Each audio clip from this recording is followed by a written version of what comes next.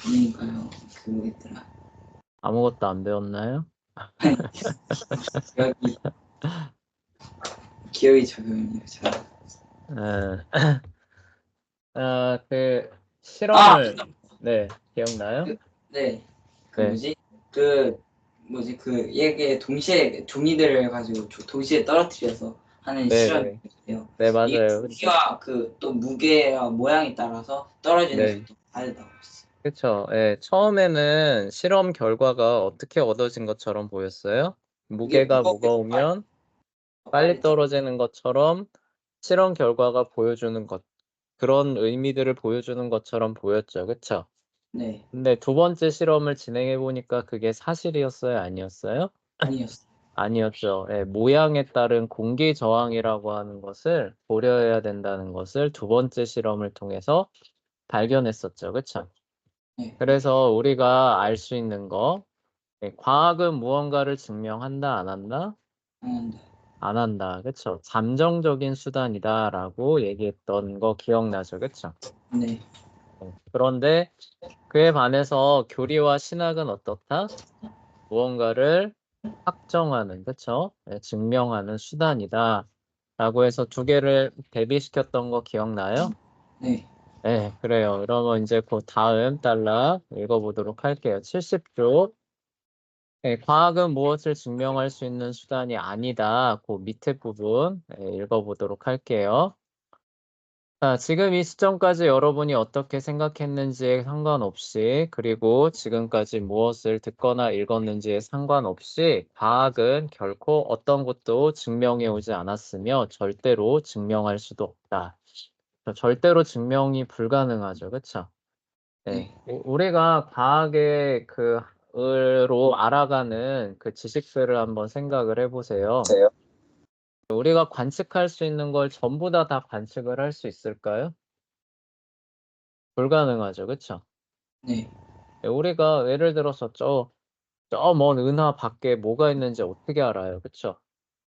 예, 근데 거기서 우리가 알고 있는 과학 지식을 뒤집을 수 있는 무언가가 있을 수도 있는 거잖아요. 그쵸?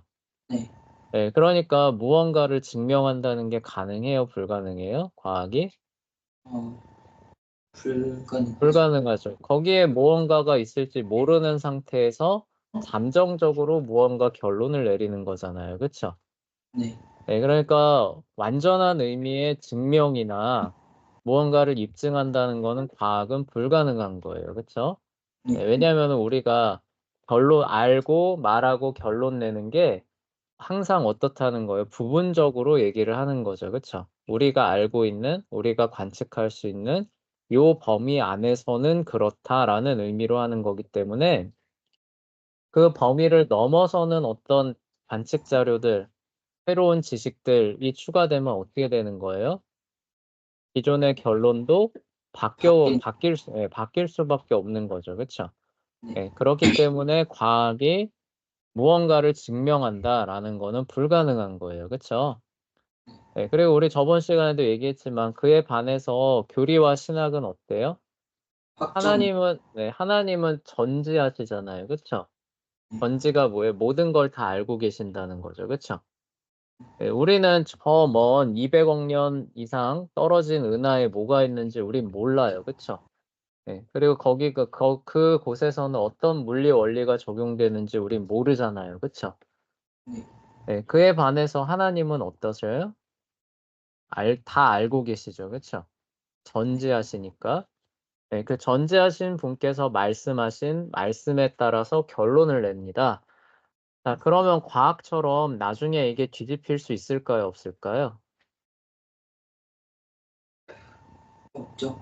없겠죠. 그쵸? 네, 그래서 신학과 교리는 무언가를 증명하는 수단이 되는 것이고, 과학은 잠정적으로 하나님께서 우리에게 허용해 주신 범위 안에서 우리 나름대로 어느 정도 파악해 나가는, 그쵸? 그런 어떤 일반 원리들이다. 이렇게 정리하시면 돼요. 자, 바로 앞에서 이야기한 내용이 여러분에게 다소 충격적일 수도 있을 것이다. 무엇보다도 모든 사람들은 이따금씩 과학이 무엇과 같은 사실을 증명하였다라는 구절을 많이 들어왔기 때문이다. 이것은 여러 사람들, 심지어 여러 과학자들이 중얼거리는 전형적인 문구이지만 그럼에도 불구하고 이 말은 절대적으로 틀렸다. 그쵸? 증명을 애초에 할 수 없는 도구죠.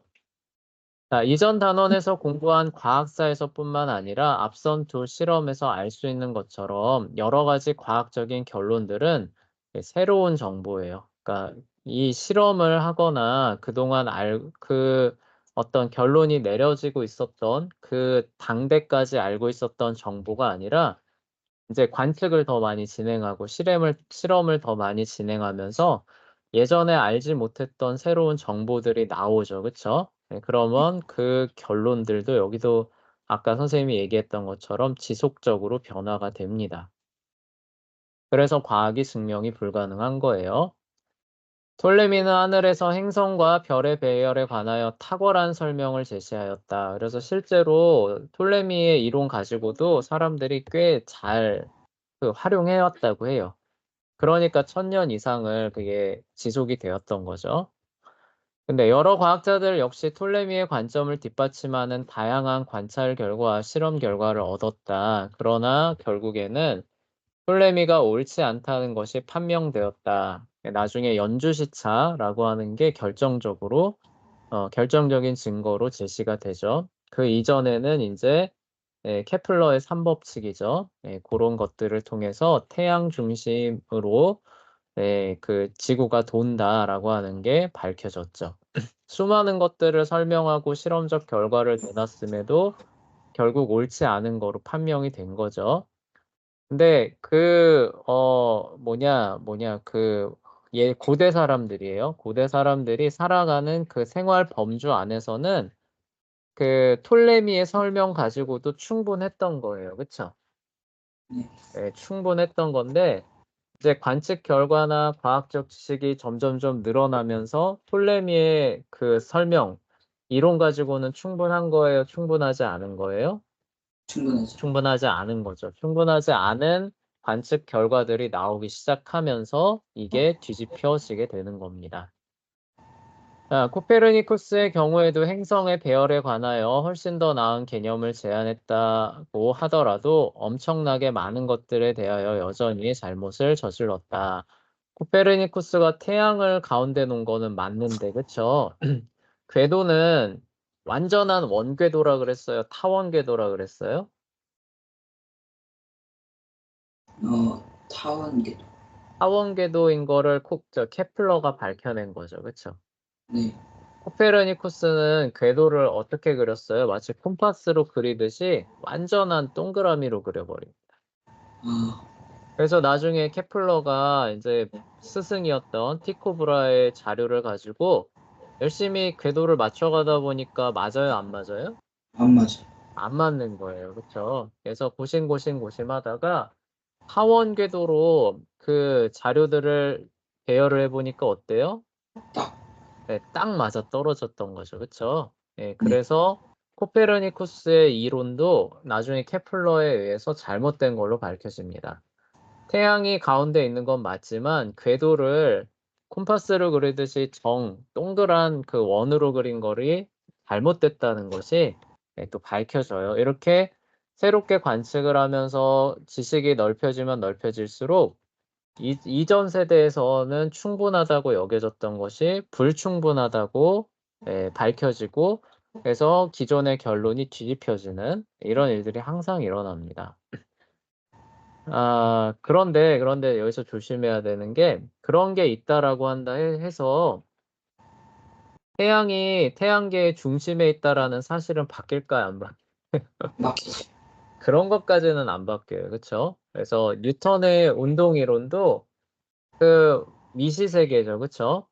그 뭐 전자나 뭐 원자의 그 단계로 들어가면은 뉴턴의 법칙에 맞지 않지만 우리가 살고 있는 거시세계에서는 어때요? 여전히 그대로 적용이 되는 거죠. 그쵸?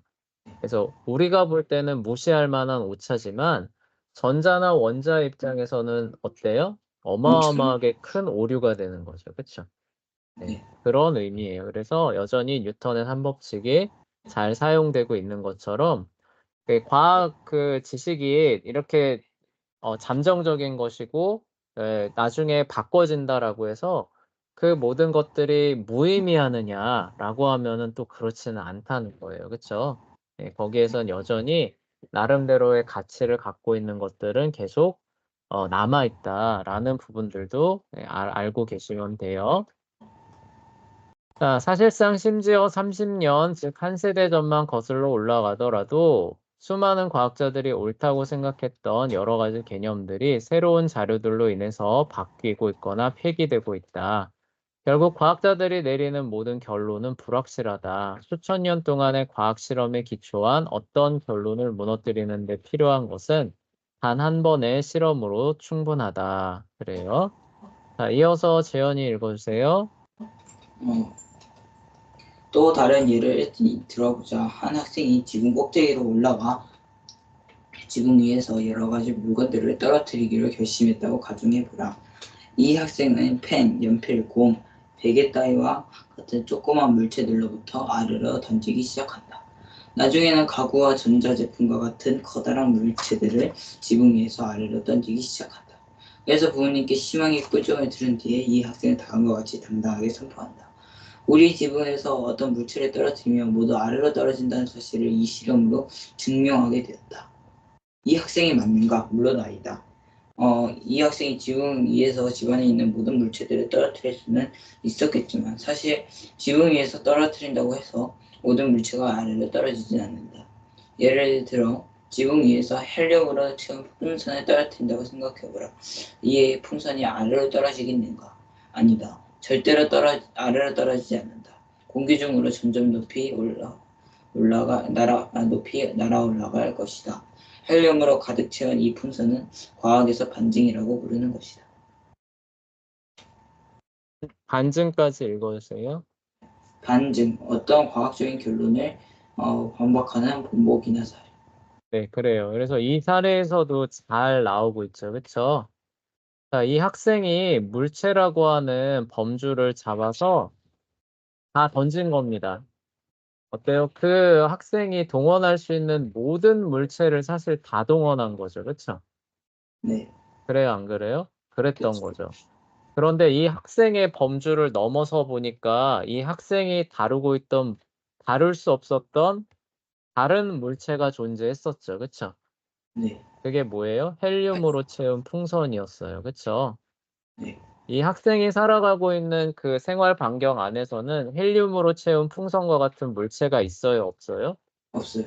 없어요. 그랬기 때문에 모두 아래로 떨어진다라는 결론이 나올 수 있었던 거죠. 그쵸? 네, 그리고 나름대로 합리적으로 잘 돌아갑니다. 그렇지만 그 아이가 갖고 있는 그런 생활 반경을 벗어나서 이 세상 지구 전체로 넓히는 거죠. 그쵸? 그랬더니 어때요? 이 아이가 알 수 없었던 헬륨으로 채운 풍선이라고 하는 물체가 나오면서 내렸던 결론이 어떻게 되는 거예요? 뒤집혀 버리는 거죠. 그쵸? 네, 이 과학의 전형적인 그런 모습을 요런 사례에서도 볼 수 있는 거예요. 우리가 내리는 결론들이 이 아이가 마치 물체다라고 했을 때 손에 다 잡을 수 있는 것 같은, 그쵸? 그런 범주 안에서만 이루어진다. 그래서 그게 하나하나 더 확장되면은 우리가 기존엔 생각할 수 없었던, 상상할 수 없었던 어떤 무언가가 나와서 이 결론들을 뒤집고 그리고 종합하는 거죠. 종합해서 새로운, 그쵸? 그 과학 이론들이 나오게 된다. 이런 얘기들을 하는 거예요. 자, 그리고 이제 여기서 헬륨으로 채운 풍선이라고 하는 존재를 과학에서 뭐라고 부르냐면은 반증이라고 불려요. 그래서 되돌이킬 반자에 그 증명할 증자죠. 그쵸? 그래서 거꾸로, 그쵸? 증명을 뒤집는 녀석이다라는 의미를 갖고 있어요. 그래서 그동안에 가능한 범위 안에서 자료를 수집해서 내렸던 과학적인 결론인데, 자, 이거를 반박하는 본보기나 사례, 이게 성립되지 않는다는 것을 보여주는 사례를 반증이라고 부르는 거예요. 자, 이런 반증 하나가 나오면은 과학 이론은 어떻게 될까요? 뒤집혀지는 거죠. 네, 무너지는 거예요. 다시 써야 되는 겁니다. 여러 개가 아니라 뭐라고요? 전체 다. 단 하나만 나와도. 그쵸? 네. 무슨 얘기인지 알겠어요? 네. 네, 반증이 여러 개가 아니라 단 하나만 나와도 그런 겁니다. 예를 들어 봅시다. 자, 우리 현대 물리학은 기본적으로 아인슈타인의 상대성 원리에 기초돼 있죠. 그쵸? 네. 아인슈타인의 상대성 원리의 기본 전제가 뭐예요? 광속은 변한다, 불변한다? 어, 불변합니다. 불변한다. 어떤 입자든지 광속보다 더 빠른 속도로 움직일 수 있다, 없다? 없다. 없다라는 거예요. 자, 근데 누가 실험을 막 진행하면서 광속보다 더 빠르게 움직이는 입자를 여러 개가 아니라 단 한 개라도 발견하면 어떻게 될까요? 바로 과학이 뒤집혀. 현대 물리학이죠. 그렇죠? 아인슈타인으로 대변되는 현대 물리학의 시대가 막을 내렸다라는 얘기가 돼요. 그리고 이제 뭐예요? 그걸 넘어서는 새로운 물리학이 태동하겠죠. 그렇죠? 네. 예, 그런 뭐 일을 가져오는 게 바로 이 반증이 하는 역할이 되는 거예요. 여기 실험에서 보면은 예, 물체라고 하는 건 모든 걸 떨어뜨린다라고 하는 그 이론들을 갖고 있었는데 그 나름의 그쵸 이론을 갖고 있었죠. 근데 그 시대를 마무리하는 그 반증 사례가 뭐예요?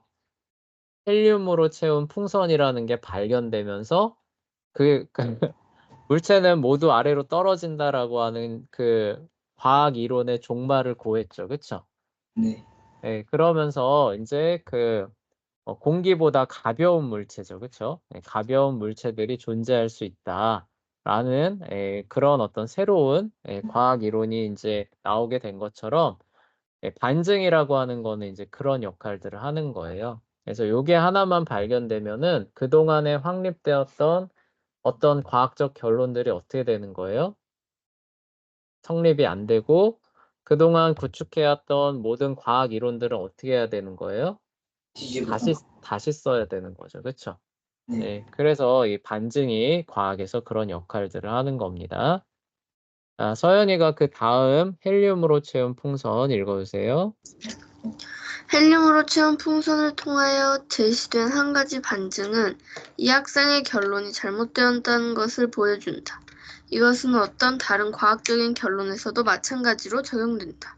단 한 가지의 반증이라도 수천 년 동안의 과학적인 연구 성과를 기초로 해서 세워진 결론을 단숨에 무너뜨릴 만큼 충분하다. 그렇다면 과학이 아무것도 증명할 수 없다면 과연 과학은 무엇을 할 수 있단 말인가? 글쎄, 적절한 방법을 채택한다면 과학은 상당히 합리적이고 믿을 만한 결론들을 도출하기 위하여 사용될 수 있다. 바라건대 그러한 결론들은 피조 세계가 돌아가는 방식을 훨씬 더 잘 이해할 수 있도록 도와줄 것이다.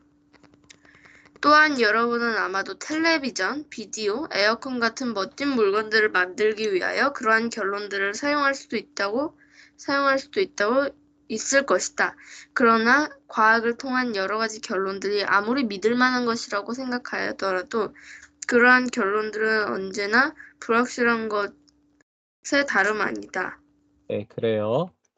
자, 그래서 이제 여기서 선생님이 앞서 얘기했던 그 얘기가 나오고 있죠.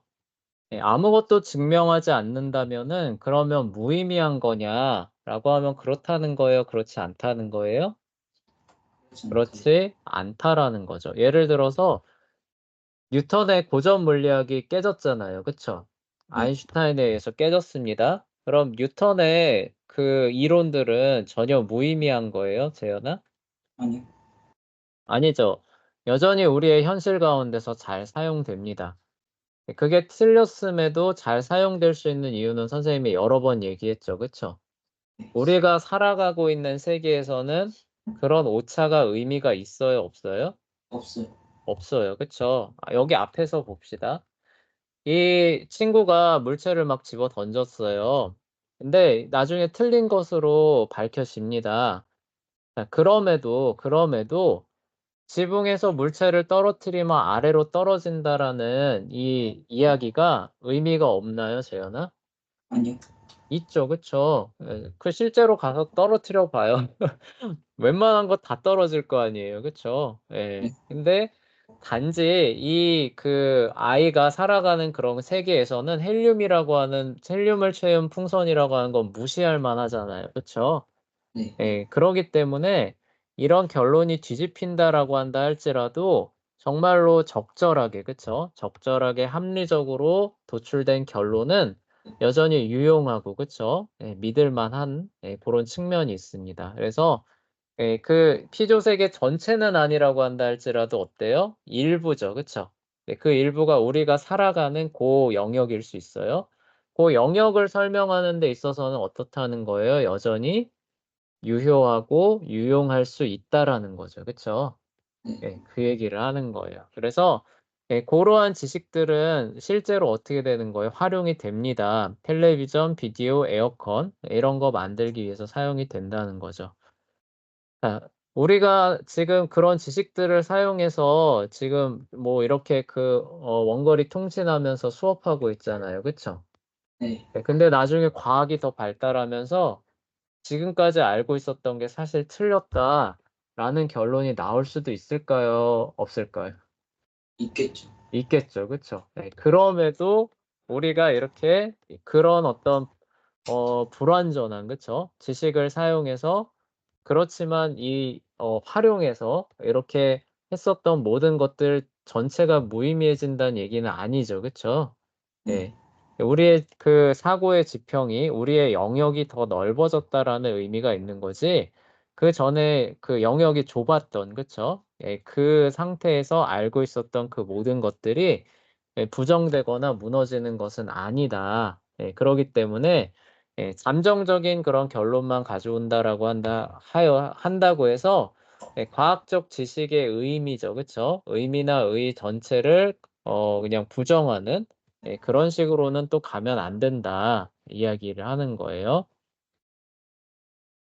자, 그래서 잘 사용된 거예요. 과학적 방법론이 잘 적용돼 가지고 확립된 어떤 기초 사실이나 원리들은 그게 나중에 무너진다라고 한다 하더라도 여전히 아까 그 활용할 만하고, 그쵸? 의미가 있고 가치가 있는 것으로 밝혀질 가능성이 커요. 그쵸? 예. 근데 그에 반해서 아직 가설 수준입니다. 가설 수준에 있는 그런 이론이나 과학적 지식은 어떨까요?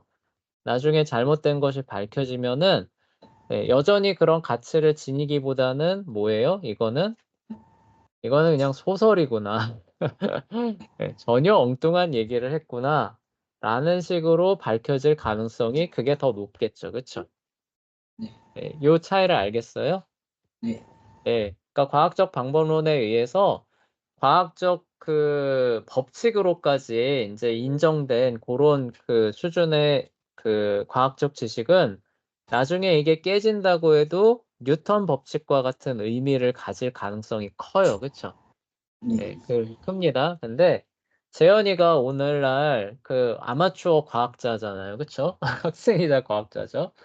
재현이가 무언가를 연구를 해서 나름대로 과학적 결론을 도출하는 가설을 제시를 했습니다. 자, 근데 나중에 검증을 하다 보니까 틀린 거로 밝혀졌어요. 예, 네. 그럼에도 이게 뉴턴 법칙과 같은 의의를 갖는 어, 좋은 그 이론이다라는 의미로 남을 수 있을까요? 없을까요? 없죠. 없겠죠. 그쵸? 아, 이거는 내가 그냥 그럴듯하게, 그쵸? 한번 펼쳐봤던 소설이었구나. 이런 식으로 밝혀질 가능성이 크겠죠. 그쵸? 네. 그 의미들을 우리가 염두에 둬야 되는 거예요. 그래서 과학이 무언가를 증명하지 않는다라고 했을 때 전체를 부정해서도 안 되지만, 그러면 어떻게 그 의의를 받아들이느냐?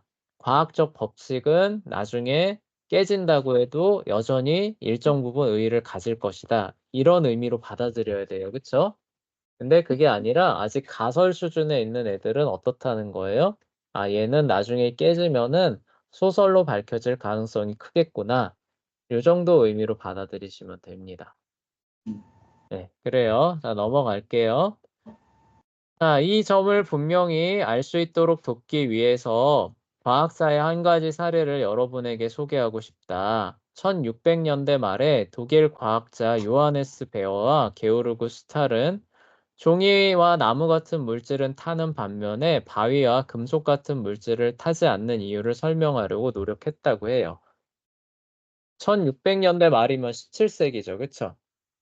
17세기 말에서 18세기 초에 이 두 명의 과학자겠죠. 두 명의 과학자가 자연계를 열심히 관찰하다 보니까 어떤 현상을 발견한 거예요? 종이와 나무는 불타는데 철이나 구리 같은 건 타요, 안 타요? 많다. 안 타는 거예요. 그거를 관측을 한 겁니다. 자, 그리고 이걸 나름대로 설명해야겠죠. 그쵸? 과학이라는 건 뭐예요? 왜라고 하는 일반 원리를 발견해서 설명하는 거잖아요. 그쵸? 네. 그래서 이거를 설명하려고 열심히 고심고심하다가 이제 어떤 개념을 도입하느냐? 라고 하면은 플로지스톤이라고 하는 개념을 도입을 합니다.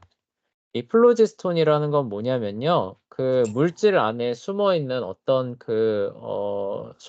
소재라고 해야 되나? 하여간, 예를 들어서 이런 거예요. 나무가, 여기 나무나 종이는 탄다라고 나와 있잖아요. 그쵸? 그럼 뭐예요?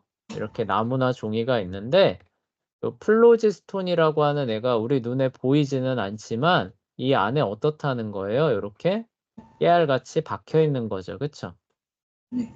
네, 그래서 얘가 불을 만나면 어떻게 되는 거예요? 얘하고 반응하면서 얘가 불타오르게 되는 이런 식의 설명을 내놓는 거예요. 그럼 금속은 어떠냐? 우리 눈에 보이지 않는 플로지스톤이라고 하는 게 있어요, 없어요? 없어요. 얘는 없는 거죠. 그러니까 불을 가까이 대도 얘는 불이 타요, 안 타요? 많다. 안 타게 되는 이런 식의 나름의 과학 이론을 제시를 했던 거예요. 자, 그래서 이게 상당히 널리 오랫동안 받아들여집니다. 그래서 물질이 탈 때에는 플로지스톤을 잃게 되며, 그러니까 불이 붙으면서 플로지스톤이 이제 날아간다라고 생각하는 거예요. 충분한 시간이 흐른 뒤에는 플로지스톤을 전부 소비하기 때문에 결국 연소가 멈춘다는 것이다. 그 나무나 종이가 항상 타는 게 아니잖아요. 그쵸? 왜 멈추느냐? 그러면은 그 열을 가했을 때 플로지스톤이 반응을 하면서 이제 불을 일으키는데 그게 계속 종이 안에 있는 게 아니라 뭐예요? 공기 중으로 날아간다는 거죠. 그쵸? 그럼 플로지스톤이 점점 줄어들 테니까 나중에는 뭐와 같아져요? 금속이 이렇게 해서 플로지스톤이 전혀 없어서 불이 안 탔잖아요. 그쵸? 네. 그런 상태로까지 종이나 나무가 진행하기 때문에 종이나 나무도 결국 불타지 않는 재만 남게 되는 거죠. 그쵸? 네. 이런 식으로 물질의 연소를 설명을 했다는 거예요. 그래서 이 과학자들은 이런 개념을 뒷받침하기 위한 여러 가지 세밀한 실험들을 진행하였으며 그 주장은 그로부터 120년 동안 연소에 관하여 충분히 받아들일 만한 과학적인 설명으로 자리를 잡게 되었다 그래요. 그러니까 1700년대 초반이니까 한번 그 계산을 해봅시다. 단순 계산해 볼게요. 1700이죠? 그러면 1820년에 이를 때까지 어떻다는 거예요? 네. 물질이 연소한다. 그럼 과학자들은 뭐부터 생각하는 거예요? 플라지스톤. 네, 플로지스톤부터 생각을 했던 겁니다. 근데 우리가 앞에서 공부했던 화학의 아버지라고 할 수 있는 라부아지에 있었죠. 그쵸? 네. 이 라부아지에가 이 연소에 대한 화학 그 과정을 재정립합니다. 재정립하면서 플로지스톤 같은 건 필요 없다라고 결론을 내게 돼요. 왜냐면요.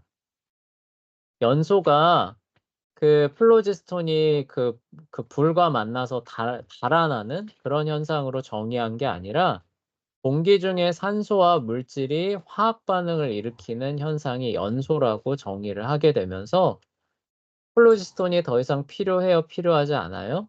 필요하죠. 필요하지 않게 되는 거죠. 그러니까 물질이 이렇게 있는데 여기 플로지스톤이 깨알같이 박혀 있는 게 아니라 이 물질 자체가 뭐랑 반응한다는 거예요? 산소랑 반응하는 거죠. 그쵸? 네. 종이 같은 경우는 기본적으로 물질이 C, 탄소거든요. 네. 탄소로 되어 있는데 여기에 산소랑 반응을 합니다. 그럼 뭐가 돼요? CO2. 이거 이산화탄소거든요. 네, 이산화탄소가 돼서 공기 중으로 날아가면서 불이 뭐예요? 일어나는 과정이지 여기에 플로지스톤이 콕콕콕 박혀 있으면서 날아가는 거 아니다라고 그 주장을 하면서 단순 주장을 한 게 아니라 어떻게 했겠어요? 실험으로 그런 사실들을 보여주는 거를 입증을 했겠죠. 그쵸? 네. 그리고 여기에서 재밌는 결론이 하나 따라오는데 아까 금속이 불탈 수 없다 그랬죠. 그쵸? 네. 근데 이 산소와 화학 반응을 일으키는 것이라는 게 밝혀지고 나니까 금속이 불탈 수 있을까요? 없을까요? 있겠죠. 있다는 얘기예요.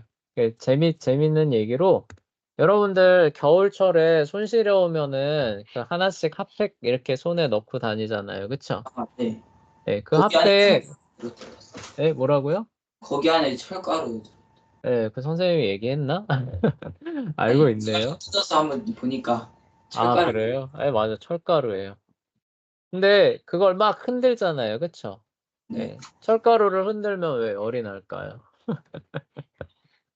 이게 마찰 때문에 이게 점점 좀 아, 마찰 때문에 그런 거라고 생각하죠. 그쵸? 근데 네. 그런 게 아니라 거기에 철가루하고 산화 촉진제가 같이 들어있어요. 산화 촉진제는 뭐냐? 산소와 더 잘 결합할 수 있게 도와주는 물질이에요. 그래서 그걸 갖고 흔들어주면은 철과 산소가 어떻게 되는 거예요? 더 잘 반응을 하게 되면서 아까 불탄다 그랬죠. 그쵸?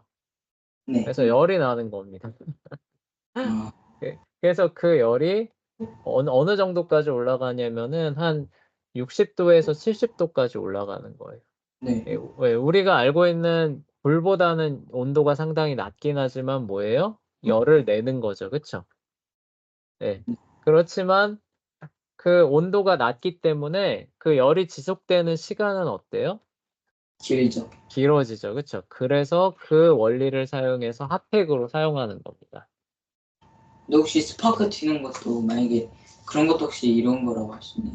아, 붉은. 스파크는 그 전기예요. 정전기. 예. 그러니까 양쪽에 전위차가 아니, 있어가지고, 예. 네. 막 철끼리 탁 부딪히면 막 탁 하면서 뭔가 튕기잖아요. 아, 철길에 이렇게 마찰을 일으켜가지고 불꽃 일으키는 거요? 네. 그거는 뭐 마찰열이죠. 그쵸? 그 철 표면을 굉장히 거칠거칠하게 해놔가지고, 이 파이어 스틸이라 그러잖아요. 그쵸? 네. 해가지고, 샥 하면은 불길이 팍 일어나면서 붙이는 거잖아요. 그쵸? 네. 네, 그거는 마찰열이에요. 그 아, 산화에서 나오는 열은 아닙니다. 네. 네. 그래서 그 여러분들 다 쓴 핫팩 한번 뜯어보시면은 그 안에 있는 철의 색깔이 그 우리가 못에 녹슬면은 이렇게 약간 갈색 되잖아요. 그쵸? 네. 까만색. 네. 근데 다 쓴 핫팩 이렇게 열어가지고 보면은 약간 갈색으로 바뀌어 있습니다. 네. 왜 그러냐면은 그게 뭐예요? 녹이 쓴 거예요.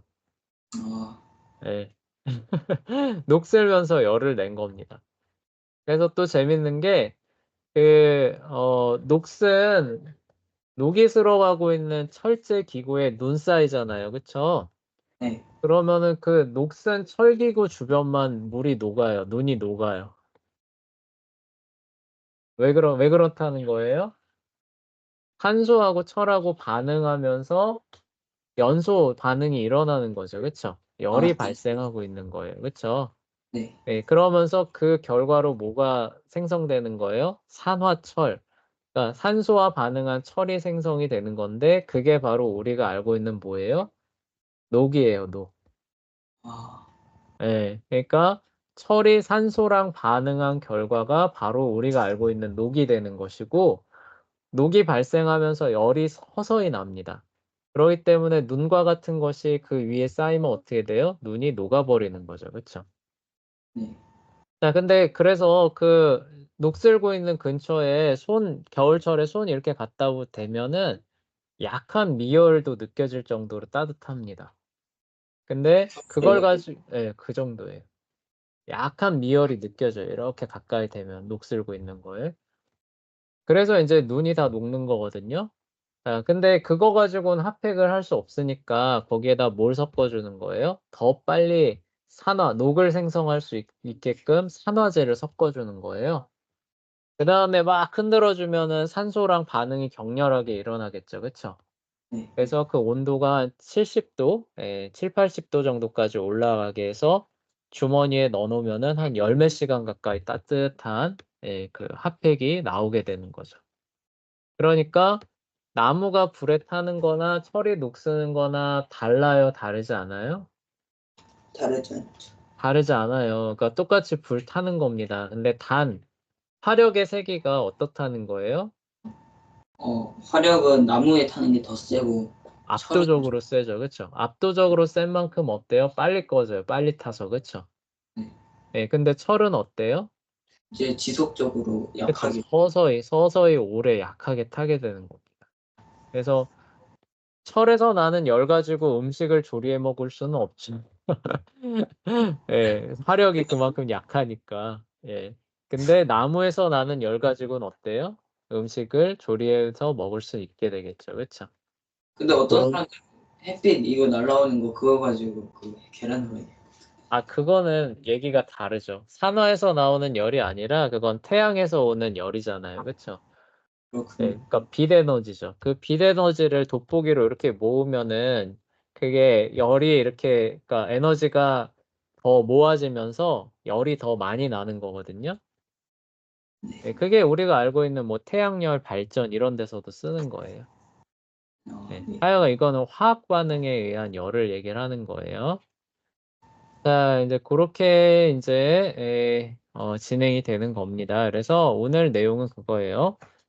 과학은 무언가 확실히 증명하지 않는다라는 거죠. 그쵸? 그 어떤 결론이라고 한다 하더라도 불확실하고 잠정적이다라는 건데, 그러면은 그 모든 것들이 무의미하느냐라고 했을 땐 그렇다는 거예요? 그렇지 않다는 거예요?